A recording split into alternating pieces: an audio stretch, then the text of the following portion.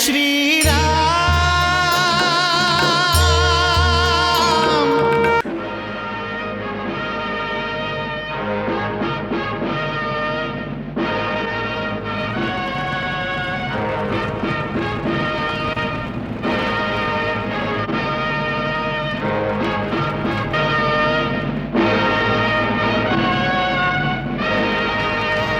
अयोध्यापति महाराज दशरथ विजयी होके आ रहल बाड़े। महाराज दशरथ के जय। महाराज दशरथ के जय।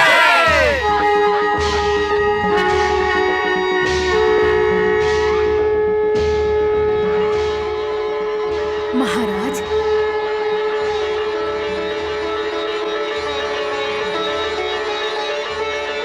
लगता महाराज युद्ध जीत के लौट रहल बाड़े दासी।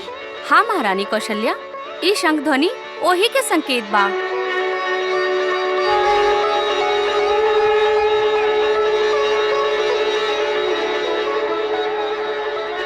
महारानी सुमित्रा, महारानी सुमित्रा, महारानी सुमित्रा। जानतानी अयोध्या नरेश दशरथ आ रहल बाड़े। महाराज दशरथ के जय। महाराज दशरथ के जय। अरे महारानी कैकेयी, तो सुना त सही। महाराज दशरथ सदा के भांति युद्ध से विजय होके लौट रहल बाड़न। सच्चे साच कर रहल बाड़ू? अरे मंत्रा साच कर रहल बाड़ू? अरे मंत्रा हमार प्यारी मंत्रा, हमार प्यारी मंत्रा, बहुत खुश बानी, हम बहुत ही खुश बानी। सुना, जाके महाराज के स्वागत की तैयारी करो। ठीक हो जात बानी। महाराज दशरथ के जय। महाराज दशरथ के जय। महाराज दशरथ के जय। महाराज दशरथ के जय। महाराज दशरथ के जय। महाराज दशरथ के जय। महाराज दशरथ के जय। महाराज दशरथ के जय।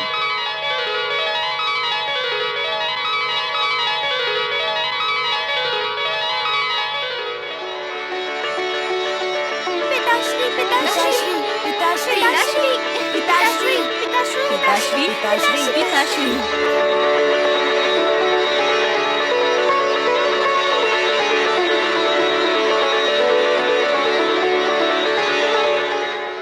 सुमंत, जी महाराज।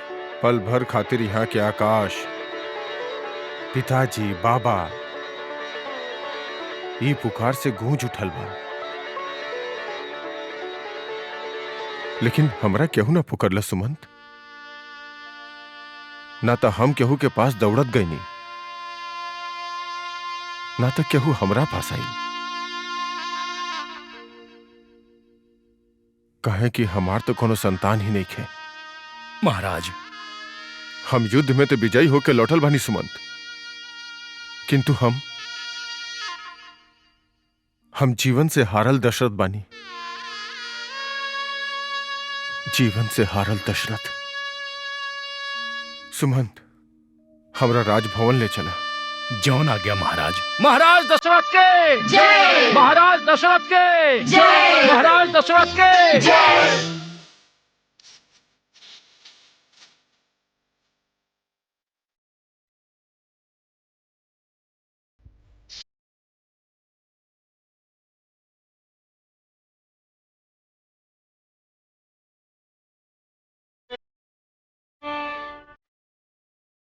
आई महाराज।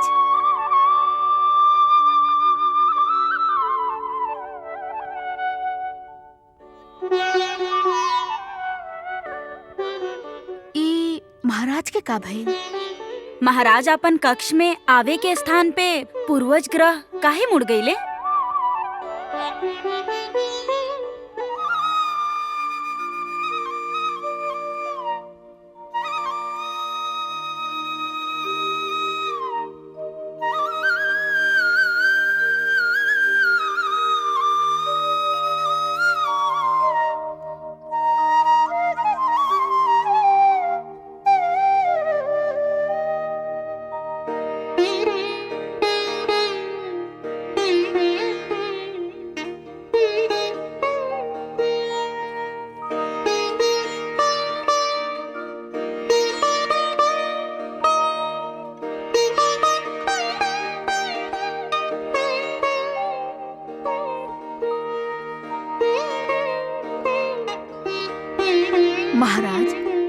कौन चिंता में डूबल बानी रहुआ?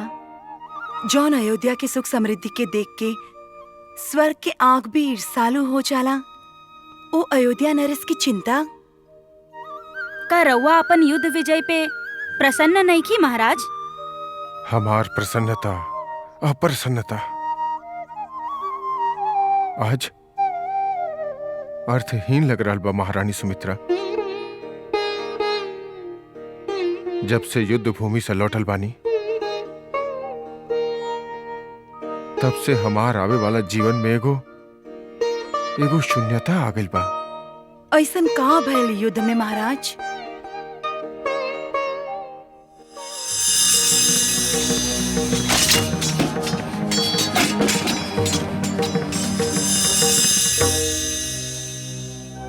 ईश्वर की कृपा से युद्ध तो हम जीत लेनी, परंतु शत्रु के बाण के हमार मुकुट उड़ा ले गए हमरा अब तक याद दिला रहल बा और याद दिलावत रही। मृत्यु के इतना निकट देखला के बाद हमरा रउआ सभी के विचार आयल, अपन राज्य के विचार आयल, अपन प्रजा के विचार आयल। के रक्षा करी हमार प्रजा के?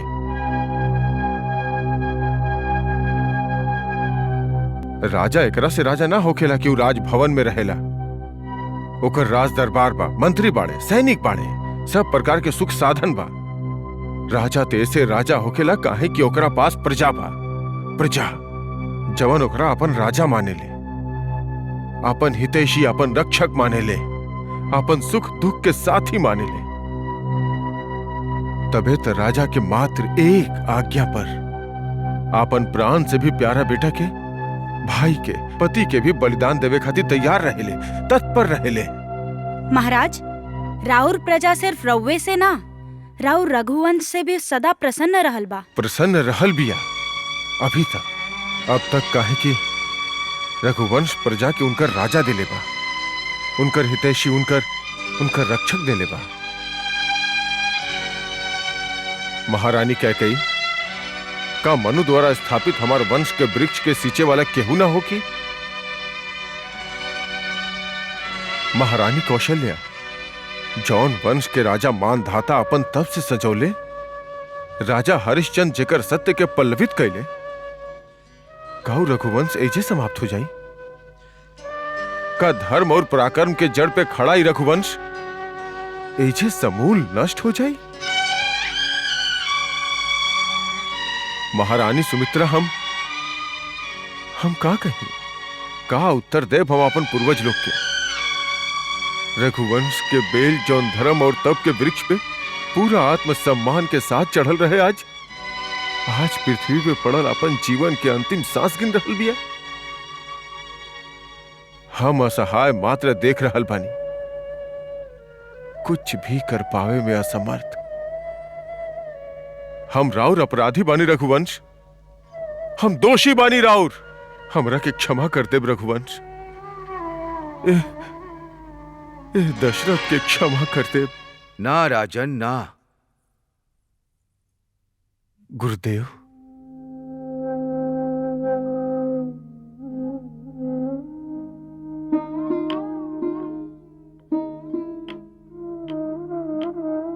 प्रणाम गुरुदेव। आयुष्मान भव।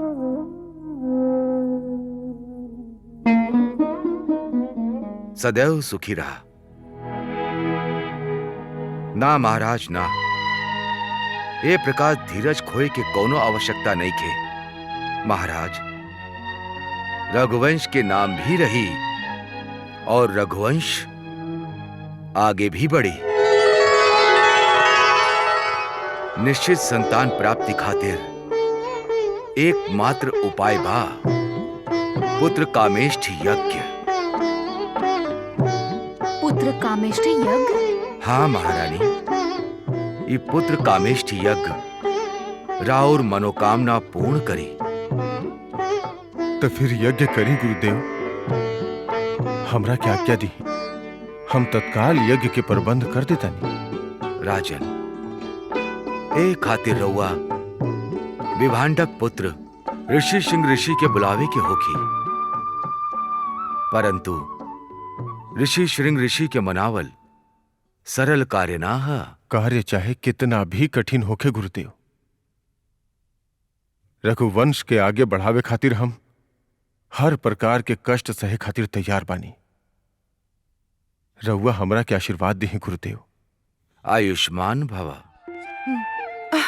अब तक तो महाराज के आ जाए के चाहत रहे। महाराज नईखन तई राजभवन कितना सूना सूना लागता। क्या कही महाराज इतना जल्दी लौट के ना आई हैं। वो का है दीदी? अभी तक सुमंत के संदेश ना आयल बा। ऋषिवर तब साधना में लीन बाड़े। अभी उनकर साधना समाप्त नइखे भइल और जब तक ऋषिवर के साधना समाप्त नइखे हो जात और महाराज के उनका से भेंट नइखे हो जात, तब तक महाराज अयोध्या लौट के ना आई हैं।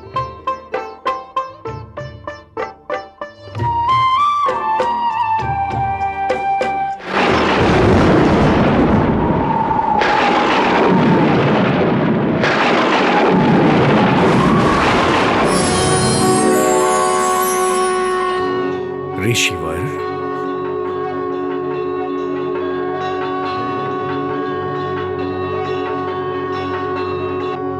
प्रणाम प्रभु। हमार धरती पे अवतार लेवे के समय आ गइल बा ऋषिवर। कृपा प्रभु कृपा। रउओ के एकरा में योगदान देवे के बा ऋषिवर। हम धन्य भइनी प्रभु। आज्ञा देही। रउआ के पुत्रेष्ठ यज्ञ करे के बा। केकरा खातिर प्रभु? अयोध्या नरेश महाराज दशरथ खातिर। वो पिछला 2 दिन से राउर आश्रम के बाहर बैठ के रउआ से मिले के प्रतीक्षा कर रहल बाड़े।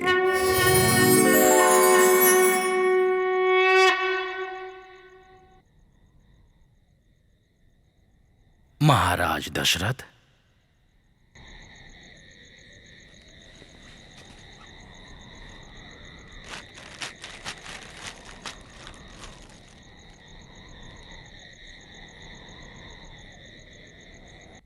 राजन,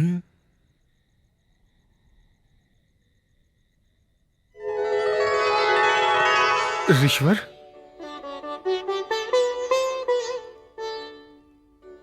क्षमा चाहता नहीं ऋषिवर। हमरा रउआ आवे के आहट न मिलन। हमारा अपन कर्तव्य पूरा करे के आहट मिल गइल बा। पुत्र कामेष्टि यज्ञ करे खातिर अयोध्या चलल जा। ऋषिवर,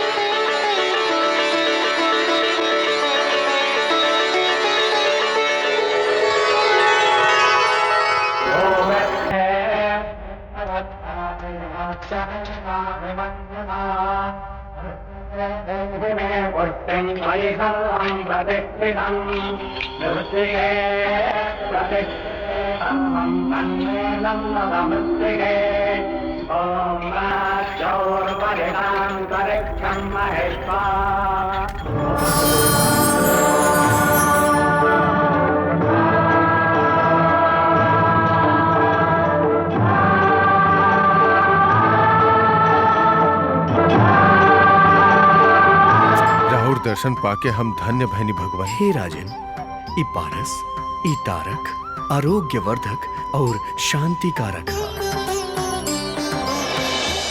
एकरा के अश्विनी कुमार बनैले बाड़े। एकरा ग्रहण करा और अपन पत्नियन के भी खाए खातिर दा। जौन संतान खातिर तू यज्ञ भोग कैले बाड़ा, वो संतान तोहरा अवश्य प्राप्त हुई।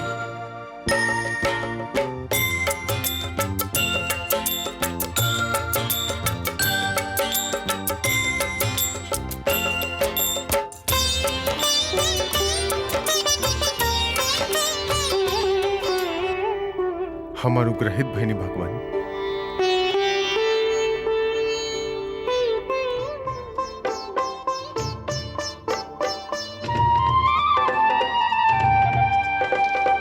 मंत्रा, ए मंत्रा मंत्रा, मंत्रा, अब महाराज की सब चिंता दूर हो जाई और हमनी के रघुवंश के ओकर उत्तराधिकारी मिल जाई। तहरा का भइल? ताहार मुँह काहे फूलल बा? हमरा रउआ पर क्रोध आ रहल बा। अच्छा, रउआ महाराज के सबसे प्रिय महारानी है। बाकी रउआ कोनो बात खातिर महाराज से अनुरोध न करेली। इतना बड़ कामेष्ठी यज्ञ भइल, यज्ञ पुरुष स्वयं प्रकट होके महाराज के खीर देने सिर्फ तहरा खातिर। महाराज वो खीर तीनों रानी में बांट देने काहे?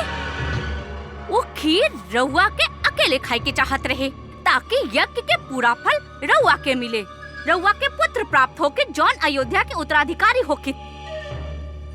स्वार्थ के धनी हो तू मंत्रा। ली, ई में हमार का स्वार्थ बा महारानी? हमरा त सिर्फ राउर हित ही प्यारा है। हम त भगवान से इहो प्रार्थना करत बानी कि उ खीर प्राप्त के फल एक को रानी के ना मिले, वो केवल रउआ के मिले, रउआ ही माँ बनी और आगे चल के रउआ के राजमाता के पद मिले। अरे हमार प्यारी मंत्रा, तू हमार हित चाहताड़ू न? हमार हित महारानी कौशल्या और महारानी सुमित्रा के हित में ही छुपल बा।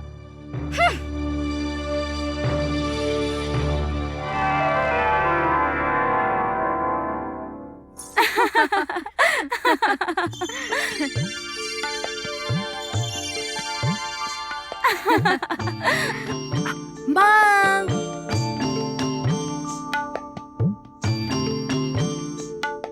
के पुकारलस? हम के राउर पुत्र। ई पुत्र अपन माँ से लुका छिपी काहे खेल रहल बा?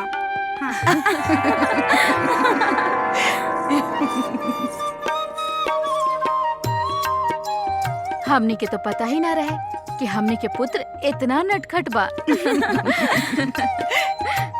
बहुत खुश बाड़ू? कहीं बच्चा के आहट त ना लग गइल तारा? और रउआ दोनों की?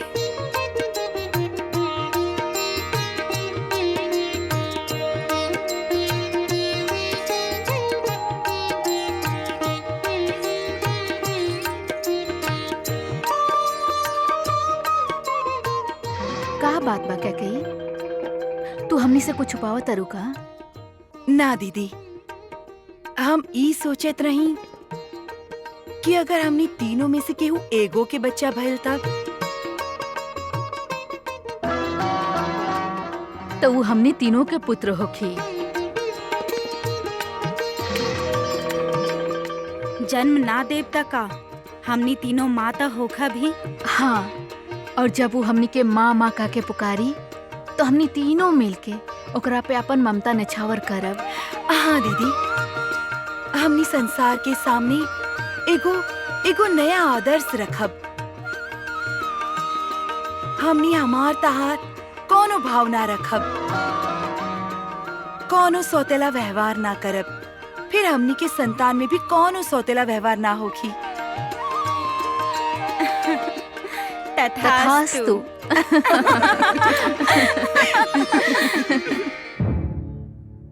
मती मारल कइल बा महारानी कई कई के। भला सौतेला पुत्र भी कबो अपना होखेला? अरे आदर्श के बाद तब पोथी पुराण में ही अच्छा लागेला।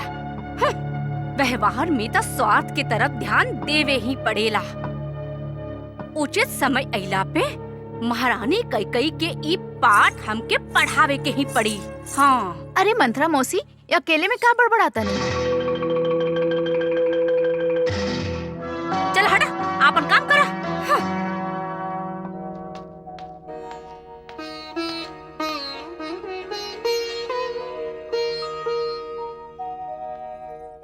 प्रणाम महाराज। का भइल वैद्यराज? महारानी की तबीयत? तबीयत ठीक बा महाराज। रउआ खातिर शुभ समाचार बा। रउआ पिता बने वाला बनी। हम पिता?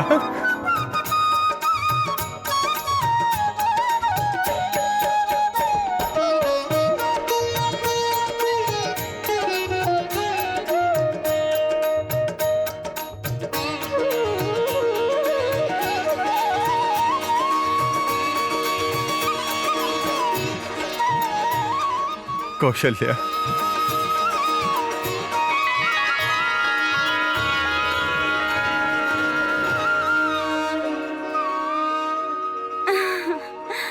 सच में सुमित्रा?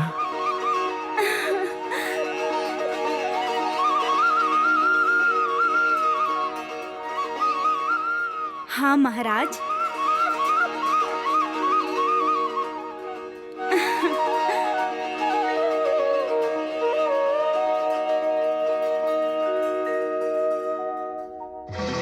महारानी, महारानी, महारानी कैकेयी, महारानी धोखा भइल, महारानी धोखा भइल। केकरा धोखा भइल? रउआ के महारानी, महाराज रउआ के धोखा देले बाड़न। मंत्रा, साफ साफ बतावा का भइल? राउर भाग राउर से रूठ गइल महारानी। ना मंत्रा, हमार भाग्य त आज हमरा पर प्रसन्न भइल बा। महारानी कौशल्या माँ बने वाला बाड़ी, महारानी सुमित्रा माँ बने वाला बाड़ी, और रउआ कह रहल बानी कि राउर भाग रउआ पर प्रसन्न भइल बा। हाँ मंत्रा, हाँ मंत्रा, आज हम बहुत खुश बानी, बहुत खुश बानी। कहीं ऐसन त ना कि रउओ भी? हाँ मंत्रा, हम माँ बने वाला बानी, हम माँ बने वाला बानी, हम माँ बने वाला बानी मंत्रा, हम माँ बने वाला बानी। आज हम बहुत खुश बानी, बहुत खुश बानी, आज हम बहुत खुश बानी, बहुत खुश बानी।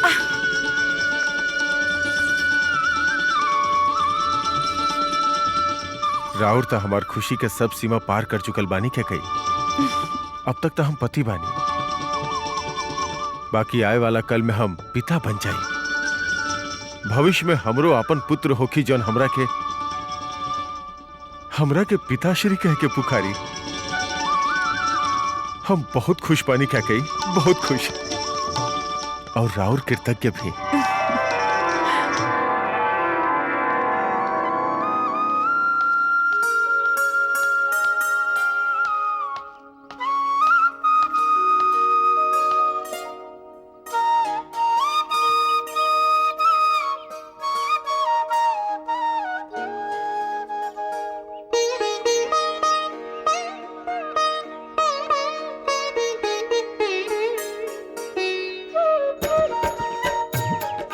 राउर वंशज दशरथ के ही इस शुभ समाचार देवे में अपार हर्ष हो रहल बा कि प्रभु के कृपा और राउर सबके आशीर्वाद से रघुकुल के नाम चलावे वाला आ रहल बा। आशीर्वाद दही कि रघुकुल के नाम, ओकर यश, ओकर कीर्ति जुग जुग तक रहे। आशीर्वाद आशीर्वाद बा, आशीर्वाद आशीर्वाद बा, आशीर्वाद बा, आशीर्वाद बा। आशीर्वाद बा।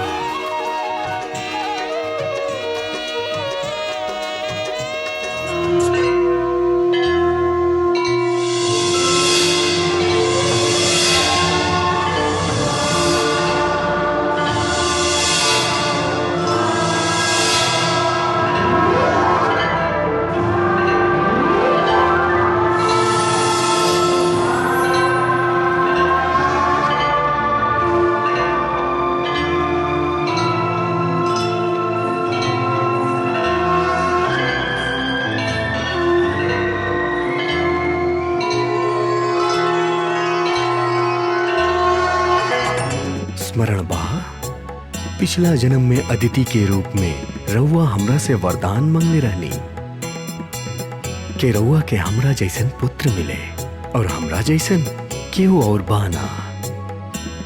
ई खातिर हम स्वयं राउर पुत्र बन के वो वरदान पूरा करे आयल बानी। हम धन्य भैनी प्रभु, हम धन्य भैनी। बस हमारे एगो प्रार्थना बा। कहा? हमरा ऐसन बालक चाहिए जो हमार गोद में रह के हमरा के सुख देवे, बाल लीला करे, जेकरा पे हम अपन ममता जी भर के लुटा सकी।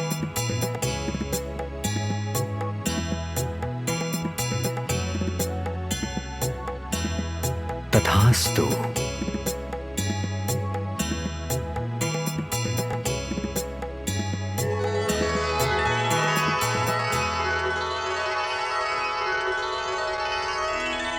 महाराज, महाराज, बधाई होके महाराज, महारानी कौशल्या के पुत्र रत्न प्राप्त भइल बा।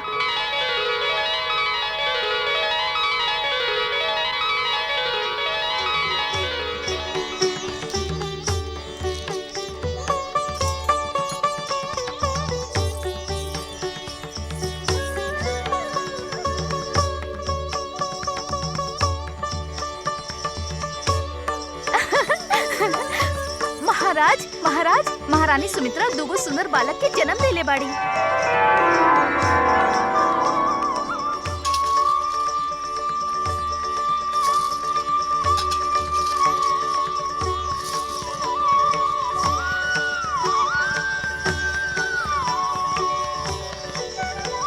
महाराज महाराज बधाई होके महाराज, बधाई होके महाराज, राउर सब चिंता दूर हो गईल। अयोध्या के ओकर उत्तराधिकारी मिल गईल बा महाराज। महारानी कैकेयी एगो बहुते सुंदर पुत्र के जन्म देले बाड़ी।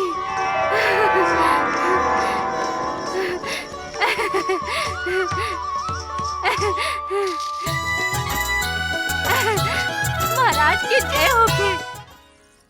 परम पिता परमात्मा के स्मरण करके हम ई बालक लोक के नामकरण प्रारंभ करतानी।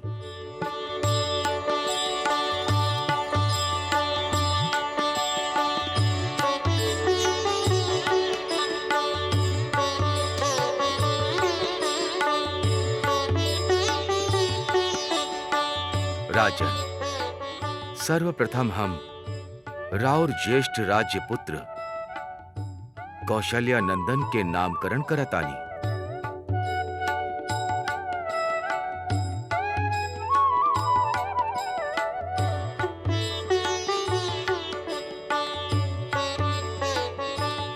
राजन, चैत्र नवमी के शुभ दिन कौशल्या नंदन के जन्म भइल बा।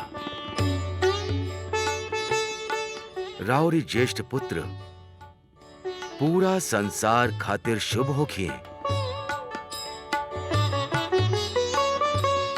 एगो आदर्श होखिए, सबके प्रिय होखिए, राउर सबके आनंदित करिए। कौशल्या नंदन अति सुंदर बाड़े, इनकर नाम हम राम रखतानी।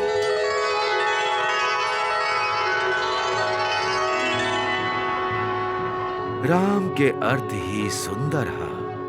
राम राम राम हमार राम। राम राम राम अच्छा नाम, कितना अच्छा नाम, कितना सुंदर नाम है। राम बहुत बढ़िया।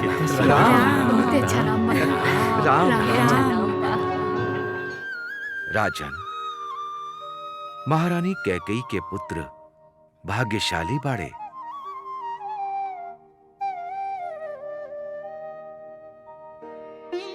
ई महापराक्रमी होखी हैं, नीतिवान होखी हैं और सत्य के राह पे चली हैं। देवता भी इनका से ईर्ष्या करी हैं। ई बालक भरण पोषण करे वाला बाड़े, ऐसे इनकर नाम हम भरत रखा तानी। भरत भरत भरत भरत।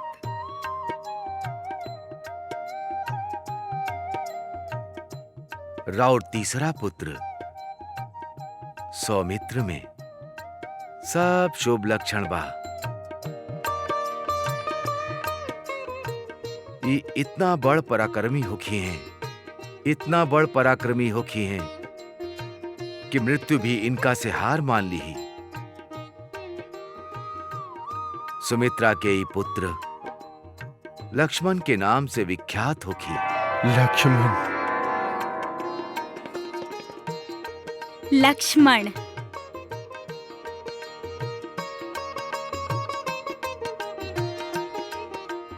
और सुमित्रा के ई चौथा पुत्र शत्रु खातिर महाकाल होखी। शत्रु के विनाश करी, ऐसे इनका नाम हम शत्रुघ्न रखा तानी। शत्रुघ्न शत्रुघ्न शत्रुघ्न शत्रुघ्न। राम, भरत, लक्ष्मण, शत्रुघ्न। राजन, राउर ओ चारों पुत्र के तीनों लोक के आयु प्राप्त होखी।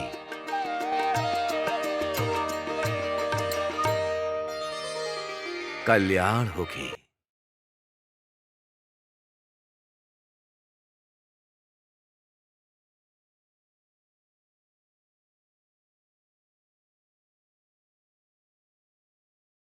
महाराज दशरथ, रउआ भाग्यशाली बानी जे रउआ यहाँ सत्य, न्याय, सदाचार और बहादुरी जन्म लेले बाणे। ई चारों बुद्धिमान, शक्तिमान, परोपकारी और न्यायप्रिय हुई हैं। इन चारों के आपस के प्यार के चर्चा युग युग तक होत रही। बुद्धि, शक्ति, रूप, शील और गुण में चारों भाई समान होखे हैं, परंतु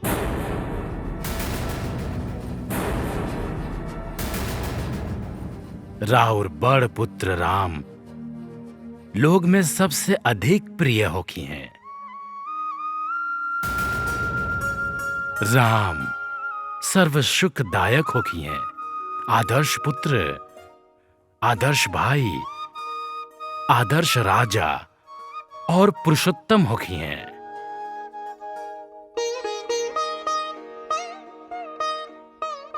हमरा त राम के प्रभुता श्री लक्ष्मीमती विष्णु के सामान दिखाई दे रहल बा।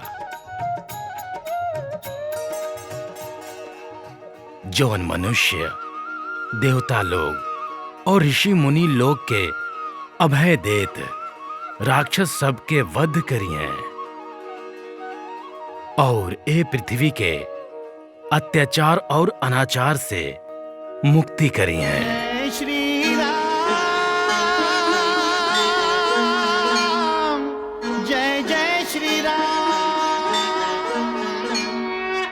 अच्छा, ई बताई आचार्य बुद्धिमनि के राजमहल में के लेके आयल? महर्षि वशिष्ठ और महर्षि वशिष्ठ आचार्य के आपन इच्छा से तना लाइल होखी हैं।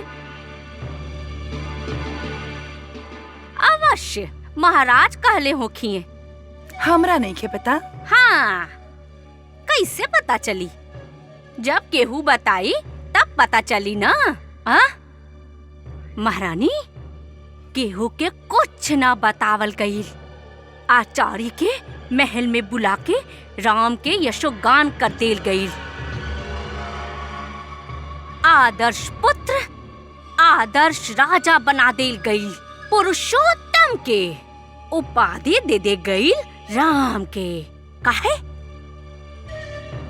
का महाराज दशरथ के खाली राम ही पुत्र हो? का कुमार शत्रुघ्न नेखे? का कुमार लक्ष्मण नेखे? का राउर पुत्र कुमार भरत नेखे? महारानी, रउआ बहुते भोली हैं।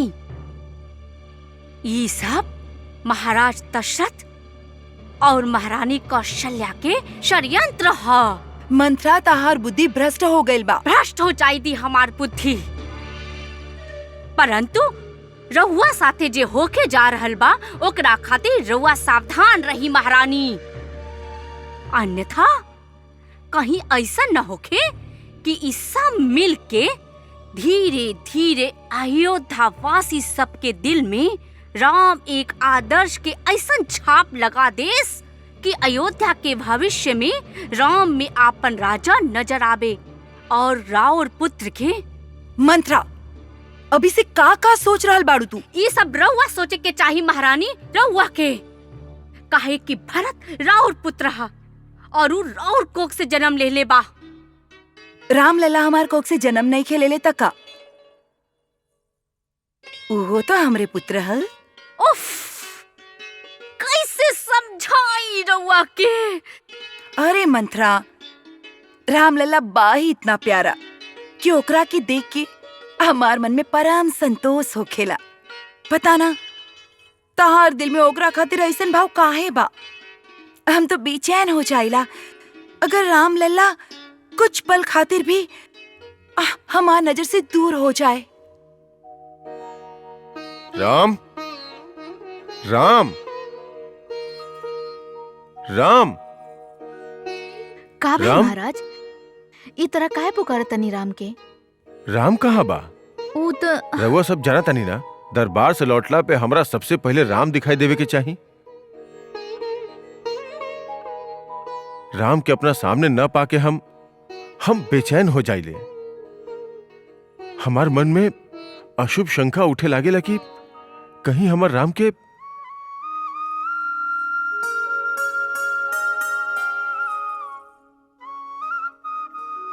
ली आ गए राव राम। हो गइल बेचैनी दूर? अशुभ शंका मिट गई महाराज।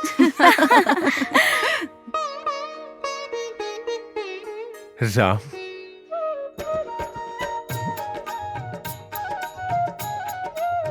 राम कैसे बताई कौशल्या, राम के देखत ऐसा लागेला जैसे हमार शरीर में प्राण लौट आइल होके।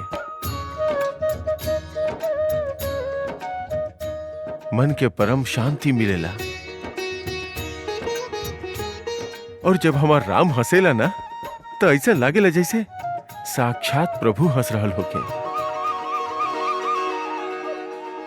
ए रामलला, तू तो बस बालक ही रहा, तोहारी रूप मनोहारी बा।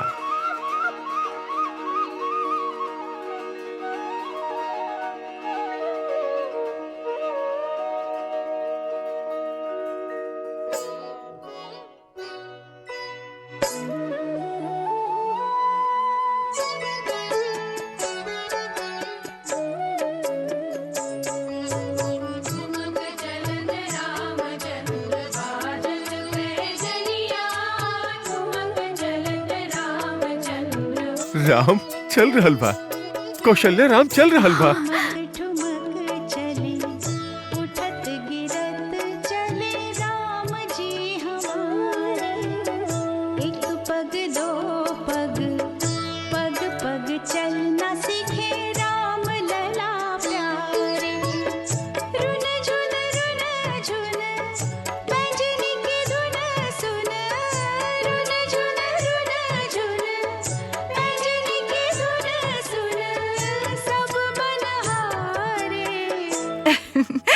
हमार प्यारा बेटा राम, हमार प्यारा बेटा राम।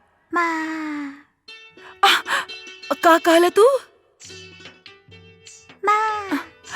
फिर से कहा। महाराज देखनी रहुआ, राम हमरा के माँ कहलस। हमार प्यारा बेटा, एक बार और कह, एक बार और कह। दीदी, राम हमरा के माँ कहलस, राम हमरा के माँ कहलस। आज राम हमार ममता के सर ऊंचा कर देलस। राम हमरा के माँ कहलस।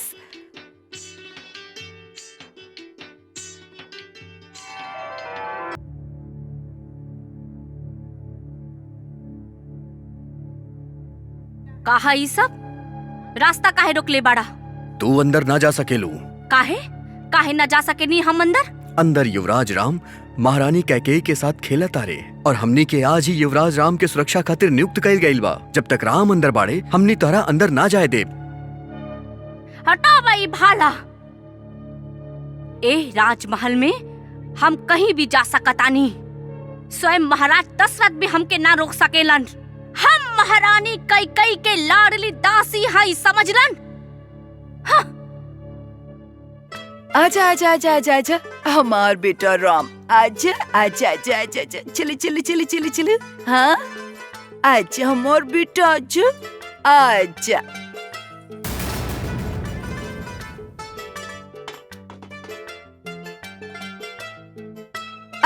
अरे राम, राम तू तो हमार बेटा हवा ना। राम, अपन भाई से कहो ना हमरा पास आवे कि ऊ तोहर बात जरूर मानी। भरत, तू बैठल काहे बाड़ो? आवा ना हमरा पास, खिलौना चाही ना। आवा आवा आवा। राम, अपन भाई से कहो ना, ऊ तो तोहर बात जरूर मानी। ल, खिलौना ले लो, बोलो ना। हाँ?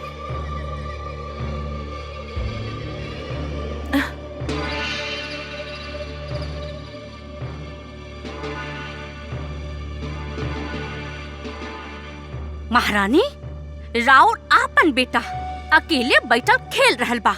रउआ ओकरा खिलावे के स्थान पर राम के खिला रहल बानी। हम चाहता नहीं भरत भी राम की तरह चले सीखे और चल के हमरा पास आवे। तहरा राम के हमार गोदी से ए तरह ना उठावल चाहत रहे। तहरा राम के साथ साथ हमरो अपमान कैले बाड़ू। ना, हम केहू के अपमान नहीं की कैनी। महारानी, रउआ सत्य के नकार रहल बानी। रउआ ई भूल रहल बानी कि राउर गोद में केवल भरत के बैठे के अधिकार बा, राम के ना। मंत्रा, हम भारत पर ई तरह अन्याय होखत नहीं खे देख सकेनी, चाहे वो अन्याय करे वाली रउआ स्वयं काहे ना होखी। जहाँ जा राम राम राम, सब राम के जय जयकार करेलेन, हमके अच्छा ना लागेला। और जब रहुआ महारानी, और जब रहुआ राम के गुणगान करेनी ना, तब हमके क्रोध आवेला।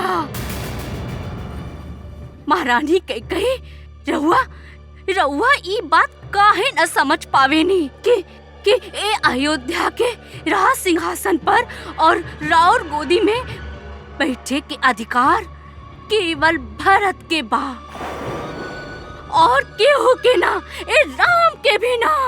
मंत्रा, तहार मन में राम के प्रति जौन विष भर गइल बा, ओकरा के खत्म कर द, तब हम ए विषय में बात करब। लाव, राम के हमरा के दो। मंत्रा,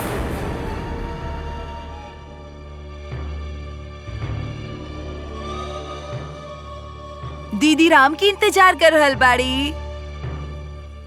बेटा भरत, तुम मंत्रा के पास रह। आपन बेटा के होते सौतेला बेटा पर आपन पूरा ममता लुटावे वाली रहुआ जैसन माँ हम कहीं ना देखनी हाँ, कहीं ना। मंत्रा के बात के बुरा मत मानी हाँ। अरे राम, तू तो हमार बेटा हवा ना। पुत्र राम, राम राम कहीं दिखाई ना दे रहल बाड़े। अभी तक सुतल बाड़े का? दीदी, हमनी के तरह महाराज भी सबसे पहले राम के ही देखल चाहेले। सवेरे सवेरे राम के देख ली तब दिन भर कुछ भी अशुभ ना होखेला, और न जाने कहां से बड़ कठिनाई के भी सामना करे के शक्ति आ जाला, शरीर में भी, सोच में भी और आत्मा में भी। अभी दासी शंख बजई हैं और राम ई जान जाई कि सवेरा हो गइल बा।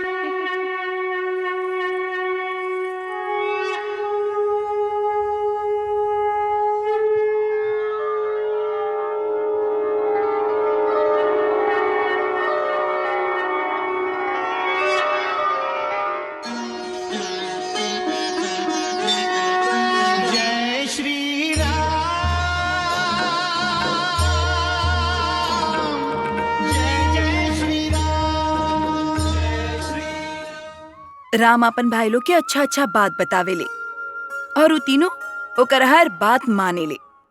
देखब अभी चारों उठ की सबसे पहले सूर्य वंदना करी हैं।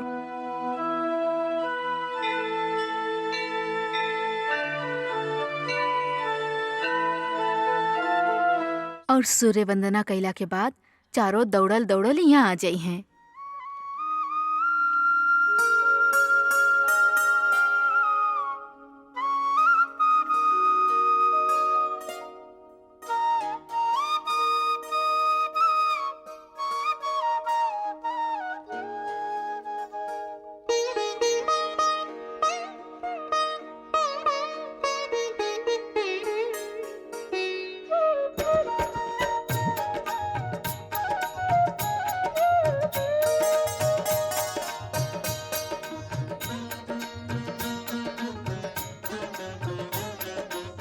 प्रणाम पिताश्री। आयुष्मान भव।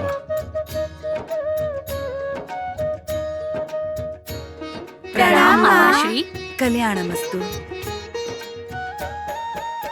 प्रणाम माँ। शुभम भवतु।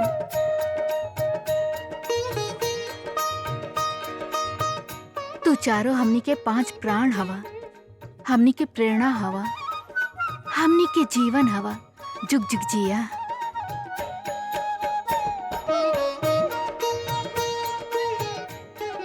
राम,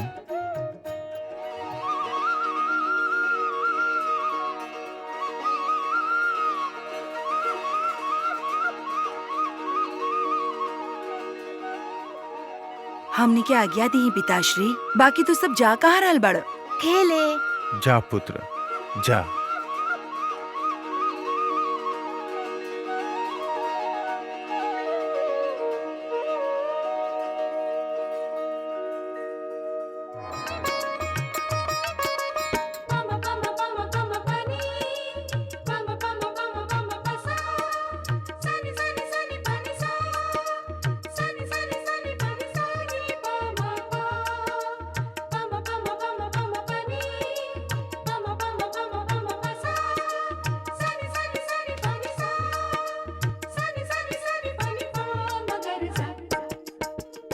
ई आम भारत के ह। ई आम भारत के ह। ना शत्रुघ्न, ई आम राम भैया के है। कैसे? ई आम भारत के बांध तोड़ले ह। ना, ई आम राम भैया के बाढ़ तोड़ला सा। राम भैया के बाढ़ कभी व्यर्थ ना जाला। ना, ई आम भारत के ह। शत्रुघ्न। क्रोधित काहे होताड़ा लक्ष्मण? भैया, ई आम राउर है। शत्रुघ्न झूठ बोल रहल बा। जौन हमारा उ केकर है लक्ष्मण? हमने चारों भाई के। फिर ये झगड़ा काहे खातिर? आम चाहे राम लेके आवे चाहे भरत, खाइब तो हमनी चारों ही। भरत जा आम इकट्ठा कर ल। राम हमेशा ऐसा नहीं करेला। राम की खुशी अपन भाई सबके खुशी में ही बा। जीत होकर हो खेला, परंतु जीत के माला वो अपन भाई सबके गला में डाल देवेला। सुमित्रा, लक्ष्मण और शत्रुघ्न के सामने तार आदर्श बा, जिससे तू समर्पित जीवन जिए लू। ई दुने भी तहरे तरह जियल चाहत रहे। हाँ दीदी, लक्ष्मण अपना आपके राम के समर्पित कर देले बाड़े और शत्रुघ्न भारत के।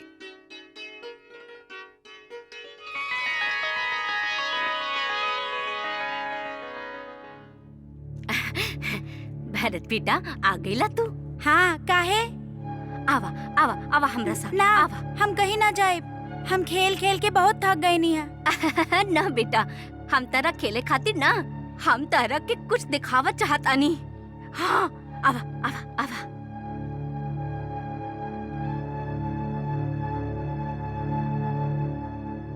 ई तो अयोध्या के राजसभा के भवन बा। तू तो बहुत कुछ जानेला। तब तक तू इहो जानत होखत कि इहे बैठ के महाराज दशरथ आपन आमात्य, आपन उत्तराधिकारी और विद्वान सबसे विचार विमर्श कर अयोध्या पर राज करेले। हाँ, हम जानेला। ई बतावे खातिर तू हमरा के यहाँ लाइल बाड़ू।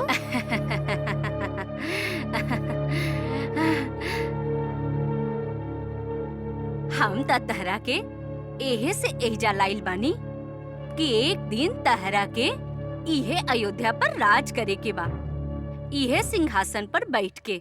ई तो पिताश्री के सिंहासन है। हम एकरा पर कैसे बैठ सकतानी? अभी ना, तब जब जब तू अयोध्या पति बन जाइबा। मंत्रा, तू इतना भी ना जाने लू। राजा उहे बनेला जी युवराज होखेला। ठीक बा, हम तहरा के युवराज बना दे। ना, युवराज भी राम भैया बनी है और राजा भी। वो हमनी सबसे बड़ हवे। वो उनके अधिकार है, हमार ना। जानत बाड़ू, माँ हमरा के हमेशा एक के शिक्षा देवेली कि बड़ भाई पिता समान हो खेला। हमरा उनके पिता समान ही आदर करे के चाहिए। यदि हम इस सिंहासन पर बैठे के इच्छा भी कैनी त ई राम भैया के अपमान होखी, जौन हम कबो ना करब, कबो ना। भरत, भरत, भरत,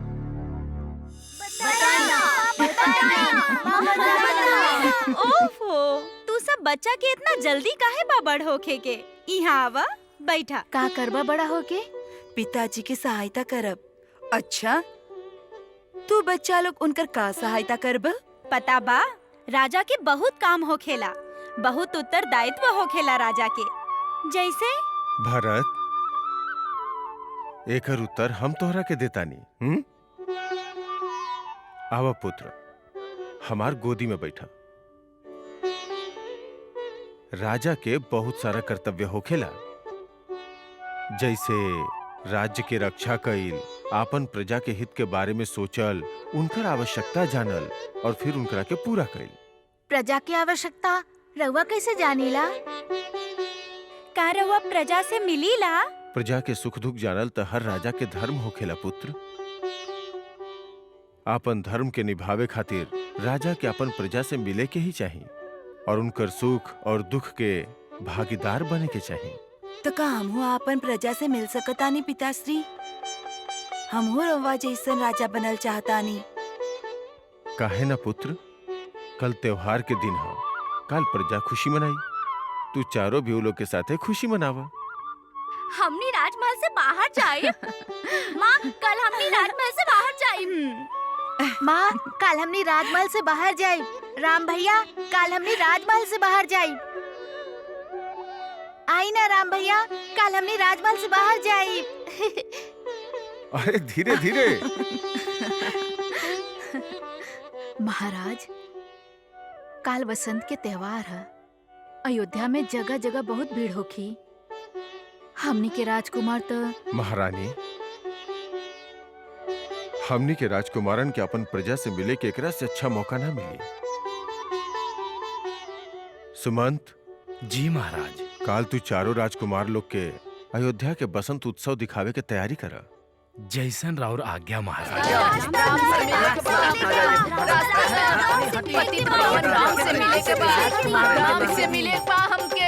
आर्य सुमंत। जी राजकुमार। वो बूढ़ी स्त्री के देख रहल बानी।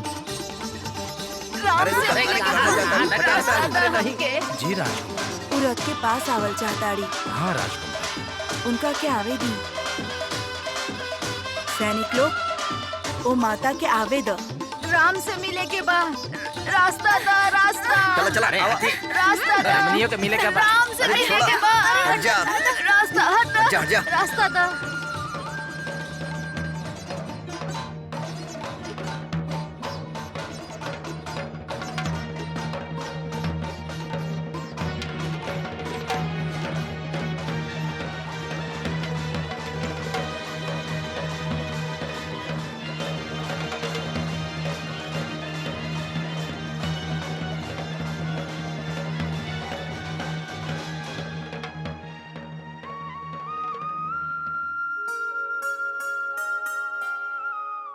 माता,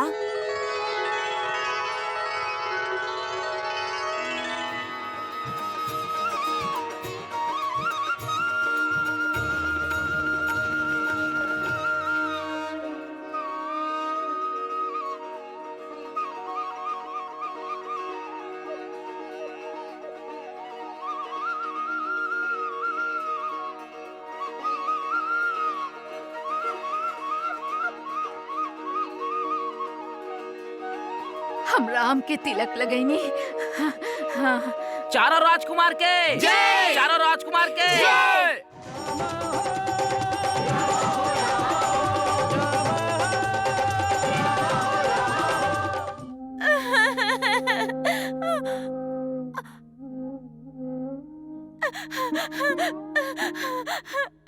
का भइल? पूरा अयोध्या खुश बा, तू काहे रो रहल बाड़? हमार दादाजी। का भइल तहार दादाजी के?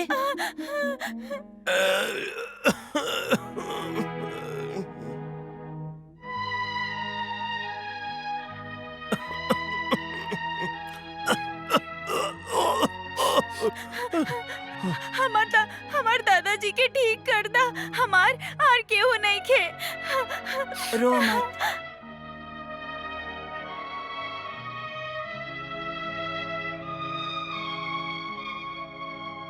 राम, रवा सुंदर के चिंता मत करी। हम वचन देतानी एकर पूरा देखभाल होखी। एकरा कभी भी कोनो भी वस्तु के कोनो कमी ना होखी। लेकिन विश्वास करी, राम के वचन कभी झूठा ना होखे। दादाजी,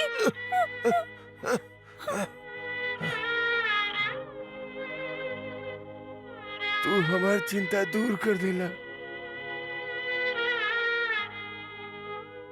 अब हमार एगो इच्छा और पूरा कर दा। कहीं जब तक हमार प्राण नहीं निकलत,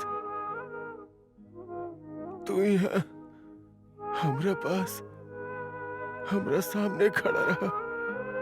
हम तोहरा के देखत देखत प्राण त्यागल चाहतनी।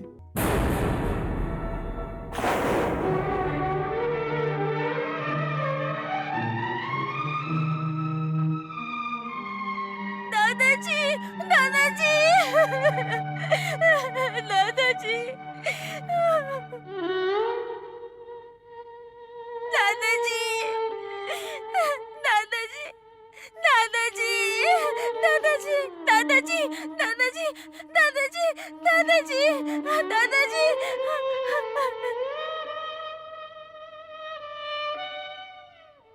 राजकुमार राम, हमरा प्रसन्नता बा। रउआ उहे कैनी जौन एगो राजा के धर्म ह। सुंदर बेटा, आज से तू अयोध्या के धरोहर बड़ा। तहार देखभाल हमनी करब। सिपाही लोग, इनकर दाह संस्कार विधि पूर्वक कइल जाए। आई। पिताजी, हमार मन में एगो प्रश्न बा, पूछी? अवश्य पूछा पुत्र। ई मृत्यु का होखेला? जब आत्मा शरीर के छोड़ देवेले तो शरीर निष्प्राण हो जाला, ओकरे के मृत्यु कहल जाला। और जन्म? जब आत्मा नया शरीर धारण करेला तो ओकरा के जन्म कहल जाला। जीवन? जन्म और मृत्यु के बीच जौन अंतर बा ओकरे के जीवन कहल जाला। पिताजी, मृत्यु के बाद सुंदर के पिताजी कहाँ गए होखी हैं? प्रभु के पास। हमनी सब परमात्मा के ही अंश बानी। हर केहू ये पृथ्वी लोक पे एगो निश्चित कार्य और निश्चित कार्यकाल खातिर जन्म लेवेला। जब ओकर कार्य और कार्यकाल समाप्त हो जाला तब वो अपन शरीर के त्याग के परमात्मा के पास चल जाला। जीवन में वो जे भी कर्म करेला, अच्छा बुरा, ओकर फल भुगते खातिर फिर उ नया जन्म लेवेला। फिर ओकर मृत्यु होखेले, फिर से जन्म, फिर से मृत्यु, और ये चक्र तब तक चलत रहेला जब तक ओकरा मुक्ति ना मिल जाए। सुंदर कितना रोइलस पिताजी। आपन लोग से बिछड़े के बहुत दुख होखेला ना? राम, यह पृथ्वी लोक पे हर वस्तु नाशवान बा। यहाँ सूर्य उदय भी बा और सूर्य अस्त भी। वही प्रकार यहाँ जीवन भी बा और मृत्यु भी। सारांश ही बा पुत्र कि हर वस्तु विनाशी बा। यदि कुछ अविनाशी बा तो वो बा परम आत्मा, केवल परम आत्मा। और एक न एक दिन का हमार मृत्यु भी होगी। पिताजी। राम, हमनी रघुवंशी हैं पुत्र, और रघुवंशी मृत्यु से ना डरा ले। वो तो मृत्यु के अपन तरकश में रखे ले।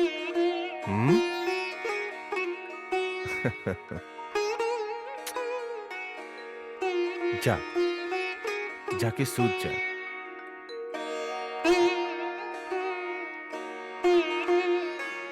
आयुष्मान भव।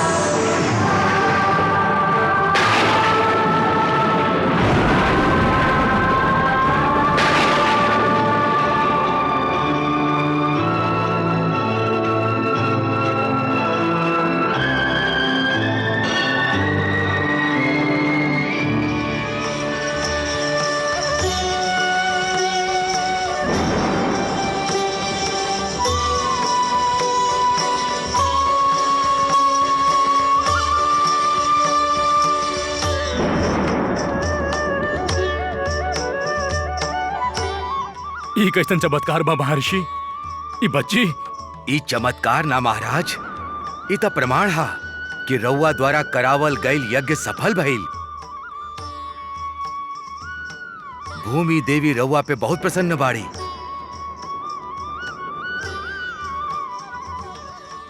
एक कन्या के विधिवत पालन करी। ये रौरे पुत्री बिया जौन अलौकिक बिया।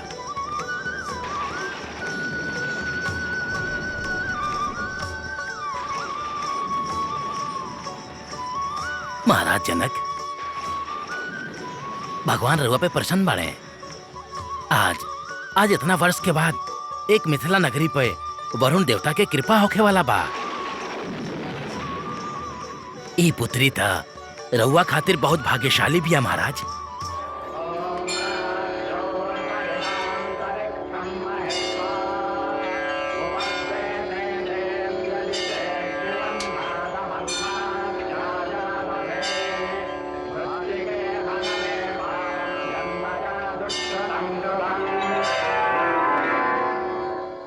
महाराज, एक कन्या रत्न के लाभ रउआ हल के फार से शीत पंक्ति निकाले समय भइल बा। यही से हम एक कन्या के नाम सीता रखतानी।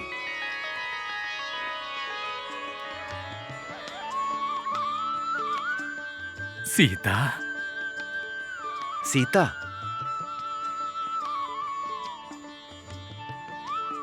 बहुते मधुरे नाम बा ऋषिवर। सीता। सीता सौंदर्य के मूर्ति और ऐश्वर्य के प्रतिमा बाड़ी। ये जहां जहां भी जई हैं उहां उहां के भूमि सुलजाम सुफलाम होखी। ब्रह्म ऋषि ई तही प्रमाणित कर देले बिया। सीता के जन्म के बाद मिथिला में मानी हरित क्रांति भइल बा। ए वर्ष मिथिला धन्य धान से भरपूर होखी। हमनी बेटी शुभ बिया। बेटी हमेशा शुभ ही होखेली महारानी। वो जहां भी जाली शुभ अपना साथे ले जाली।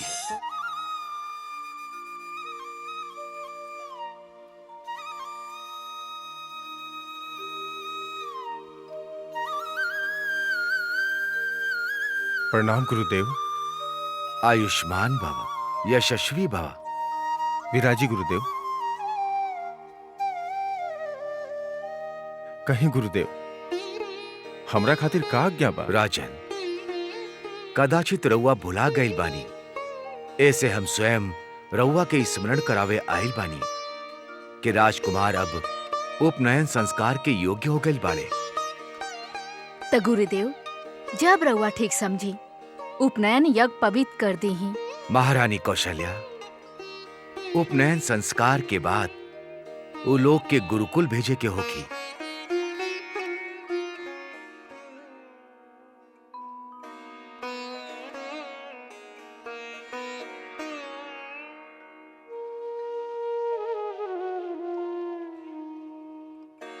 का भइल महाराज, रउआ चुप काहे हो गई नी? गुरुदेव का राजकुमार लोग के गुरुकुल भेजल आवश्यक बा। राजन, इस समय राजा ना पुत्र मोह में बंधाइल एगो पिता बोल रहल बा। रउआ सत्य जनले बानी गुरुदेव।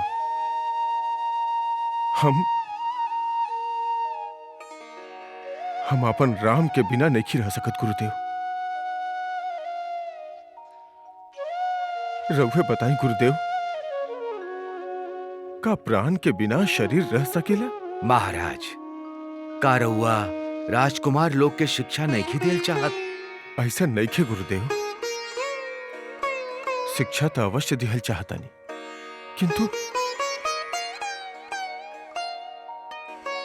किंतु राजकुमार राजभवन में रह के भी तो शिक्षा प्राप्त कर सकेले। ना राजन, राउरी प्यार, राउरी ममता और राउरी पुत्र मोह राजकुमार लोग के उन्नति के मार्ग में बाधा बन के खड़ा हो जाई।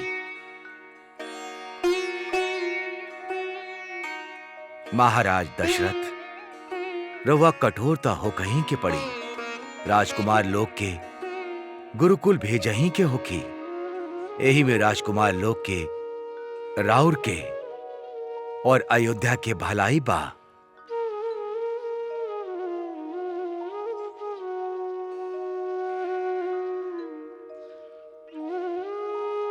राजन, हम उपनयन संस्कार के मुहूर्त निकाल ले बानी। आज से ठीक 7 दिन के पश्चात हम राजकुमार लोग के गुरुकुल ले जाए।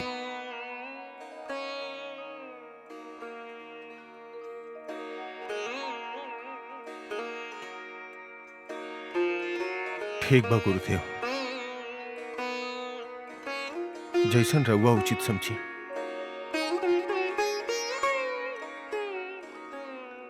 महाराज दशरथ, आंसू व्यक्ति के दुर्बल बना देवेला। एगो आदर्श माता पिता के अपन हृदय में उत्पन्न होखे वाला वो भावना सबके दमन कर देवे के चाहिए जौन बच्चा सबके उन्नति के मार्ग में बाधा बन रहल होखे। राजन, भावना भविष्य से बढ़ के ना होखेला।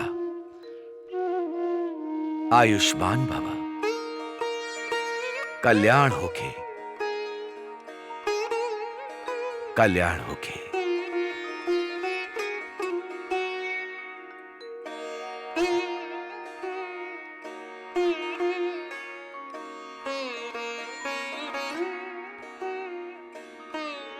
ना महाराज, हम राम के वियोग सहन ना कर सकब।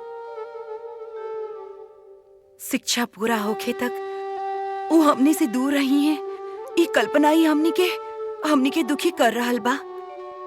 तो हमनी सब उनका से दूर कैसे रहब? यहाँ इनकर आवश्यकता पूर्ण करे खातिर दास दासी बाड़ी, किंतु वहाँ ना महाराज, हमनी राजकुमारन के गुरुकुल ना भेजब। महारानी, गुरु वशिष्ठ परम ज्ञानी हमें, वो हमनी के मन के भावना के पढ़ ले बाड़े। यही से वो ये निर्णय ले बाड़े राजकुमारन के गुरुकुल जाए के ही होखी।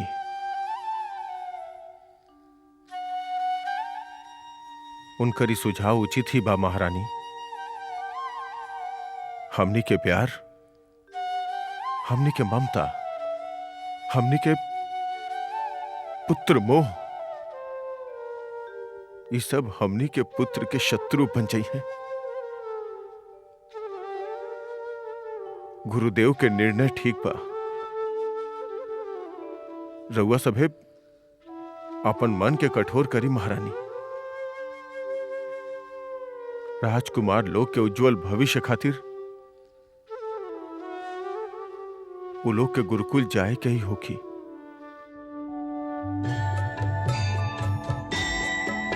यह सृष्टि है त्रिगुणात्मिका, ब्रह्मांड त्रिगुणात्मक कहा। यह तन है त्रिगुणात्मक जनेऊ, जिस पे त्रिगुणात्मक सजा। यज्ञोपवीत के उपनयन संस्कार भी कहते इसे। उस आर्य को अनिवार्य है विद्याध्ययन करना जिसे। आर्य को अनिवार्य है विद्याध्ययन करना जिसे। राम, हम तू चारों के सूर्य देव के आज्ञा से आपन शिष्य स्वीकार करतानी, किंतु हमार एगो बात सदैव स्मरण रखिया। तू हमार उत्तम गुण के ग्रहण करिया, अवगुण के ना। गुरुदेव, उपनयन के अर्थ का होखेला? राम, तो हमरा के बतावा, नयन के अर्थ का? आंख। हाँ, उप के अर्थ हा दूसर, नया, उपनयन अर्थात नया दृष्टि। तका हमनी के नया दृष्टि मिलल बा। हाँ, आज से तू सब इस संसार के नया दृष्टि से देखा। उपनयन के पश्चात छात्र गुरुकुल जाला। हमके पिताजी बतवले बाड़न गुरुदेव, ओइजा हमनी के राज रसोइया से बनावल भोजन भी ना मिली। शत्रुघ्न, भोजन मिली ना, भोजन मांगे जाए के पड़ी। भिक्षा? हाँ, और उहे भिक्षा में से आपन गुरु के भी भोजन करावे के हो की। काहे गुरुदेव, हमने भिक्षा काहे मांगी? भिक्षा की एगो विशेषता है। का गुरुदेव? भिक्षा से व्यक्ति के अहंकार नष्ट हो जाला। ये भिक्षा हमनी के एक शिक्षा देवेला कि देवे वाला बड़ हो खेला और मांगे वाला छोट।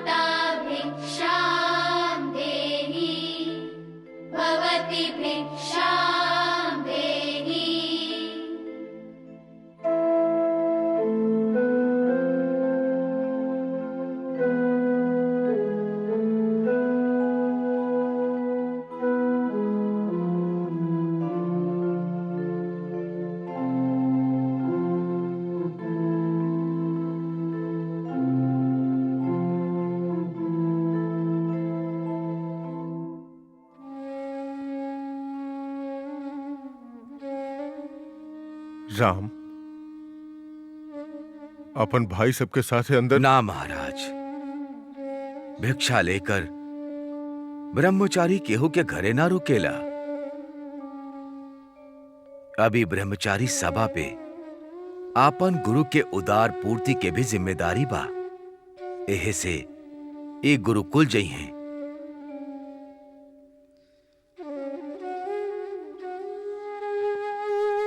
चला शिष्य लोग। तुरंत? हाँ महारानी, तुरंत।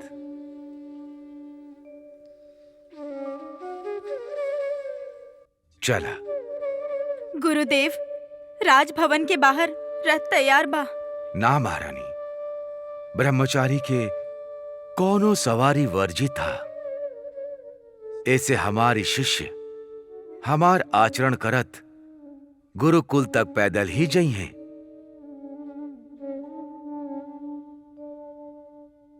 रउआ सभी के कल्याण होके। आवा शिष्य लोग। ओ जय श्री राम।